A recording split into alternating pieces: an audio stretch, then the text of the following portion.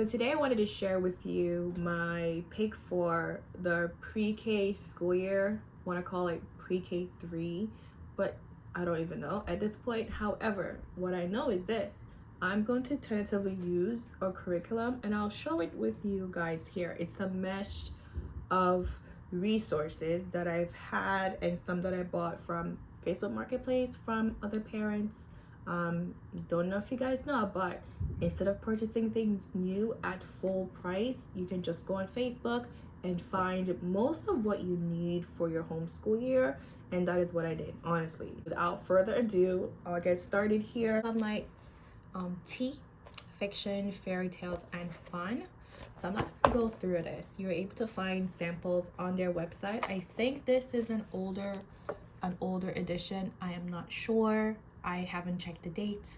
I just went and looked at what they had to offer in terms of the read alouds that you have to incorporate within this, and then also I picked up some of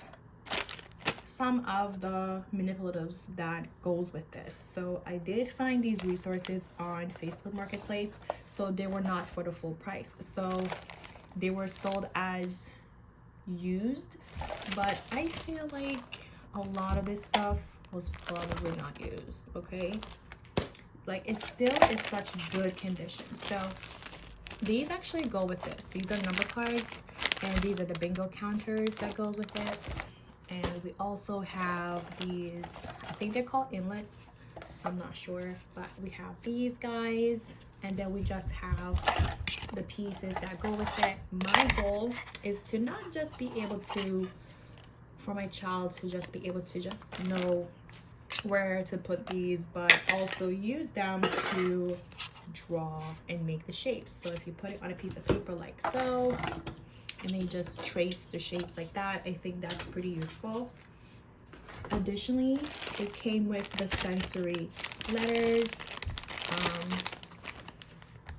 I can't even get this open. I'm never gonna try, but it came with sensory letters. It even shows you how to make the letters the correct way. And instead of using pencil and paper to write, my goal is to really just have them practice like this. Not focusing on writing this year. Again, 3-year-old, not necessary for me, at least. That's not a skill that I'm working on indirectly through this play and using things like Play-Doh, which brings me to this. So these are just number cards. They came with one of our toy kits from several years ago for my oldest, and I thought to myself, why not just keep them? And I kept them. They're in pretty good condition still. They came with sticks, like it was on a board like so, and then you put the sticks in, but I said that's a little bit too bulky.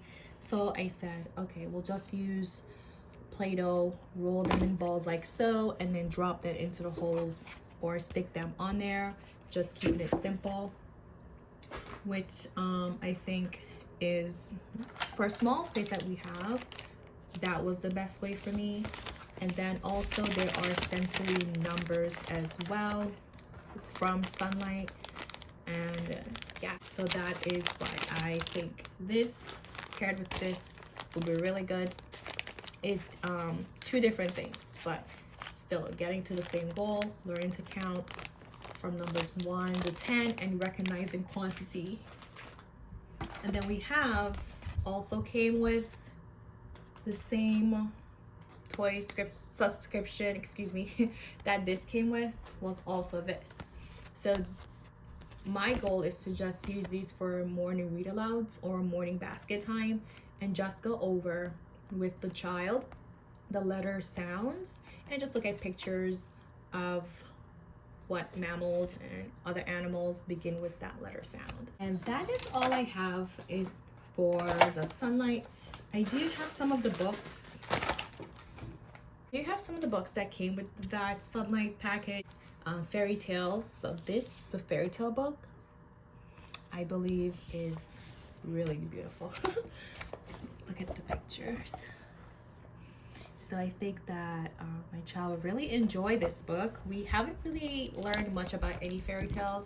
but I'm excited to do a soft introduction of them. And again, for sunlight, it really has the questions that you would ask. So if you wanted to follow the curriculum for this, you do have to ask specific questions from your story, and just know how to word it based on your child's age, based on their understanding. And that is what I plan on doing, just going on their pace to see what they can handle in terms of comprehension. So that is one of the things. You're not just reading stories, but you're thinking what these stories are talking about, what it means, what lesson it is teaching, and those things. So that's it for the sunlight. So for math, I know many of you probably saw this before. This is the preschool math at home. I picked this up a couple months back when I did my kindergarten, my first grade video. And so I thought, I just want to see what this is all about. And I got a chance to look through it, and I can say that it's a really good tool. It's a really good resource. It tells you, like, I'll just show a page here. So my plan is to use this maybe once or twice a week, along with the sunlight, when we're touching on numbers and number sense. So it just gives you games, and it tells you the materials that you need. And I'm just looking forward to using this book because of that, giving me ideas that I myself may not have thought about. And so this is what I'll be using for math this year. Okay, so another aspect of pre-K development, I believe, is strong language development. Okay, so this is, again, comprehension, your way of thinking about situations, thinking about the story, thinking about the activity. And I picked this up on Facebook as well. This is the language developmental guide. And then it also comes with visuals. These are huge, okay? So this is from Abeka, actually. So we are using Abeka for first grade this year. And so I just wanted to try Abeka for these language development visuals. I think these are not for homeschool. These were more for the classroom. And so let's see here.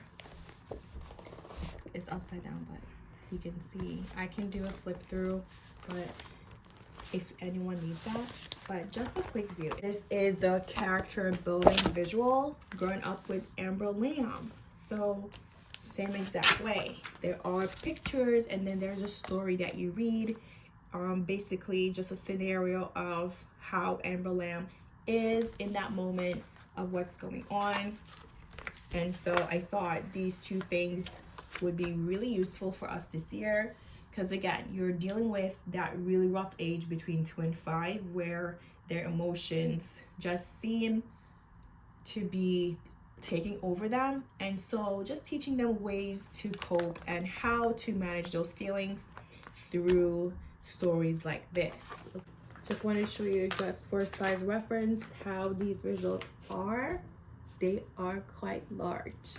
And just think of it like this. You're teaching your child, you're showing them the picture, and then the information's on the back.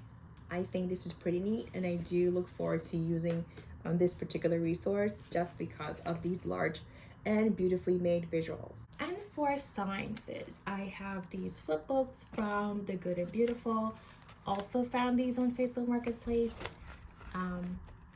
Sold as used, but they're basically brand new because they were never ever cut. So none of these activities were cut, and so I look forward to just preparing these for my child as part of our unit studies for science. So my goal is to only spend maybe 20 to 30 minutes a day going through language development along with a little bit of math, and then maybe on specific days just go through these from The Good and Beautiful, insects, spiders, and mazes, just things that they can just sit through and just go over. So these are just a little bit more complicated because now this is a three-part puzzle versus the two from earlier. We do enjoy this type of material. It's so pretty. It's really well presented.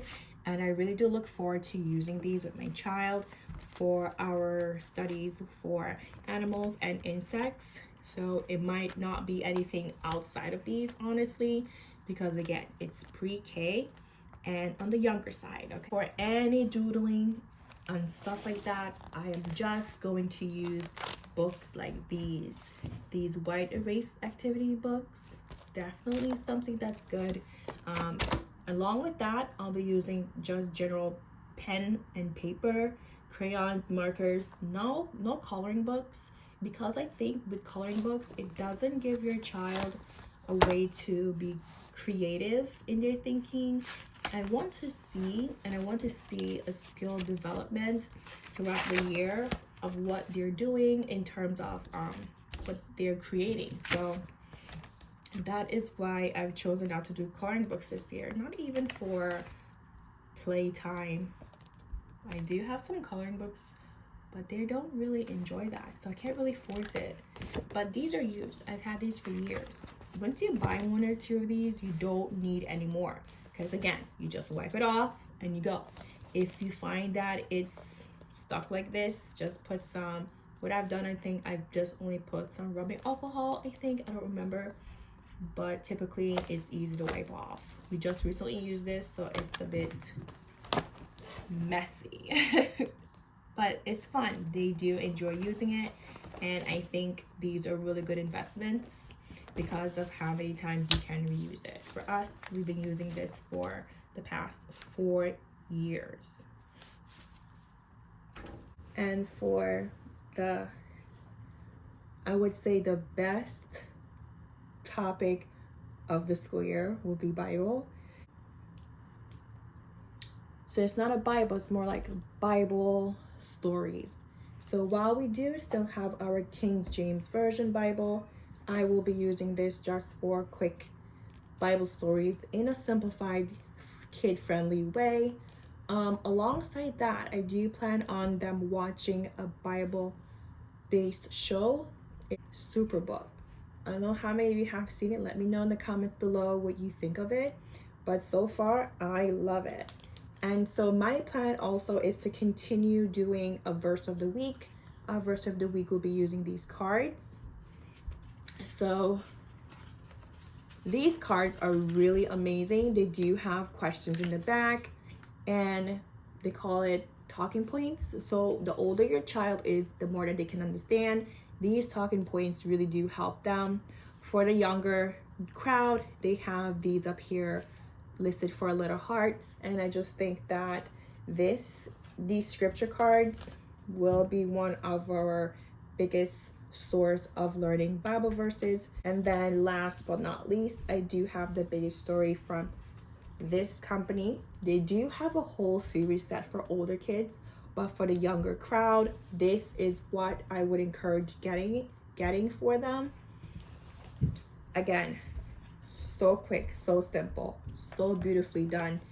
And this is something that I plan on using in our morning basket. So for morning basket, I have the cards and this story for my preschooler.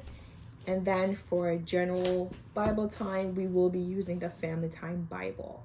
That's all I have for you today. I just went over my picks for pre-K3 curriculum. And let me know in the comments what you guys are using this year, because I think it's interesting how everyone views preschool and what's important. And so again, these are just my picks. They're not things I would say is mandatory, but I just thought they were cool. So just let me know what you guys are using this year, and thank you so much for watching my video. I hope to see you in the next one.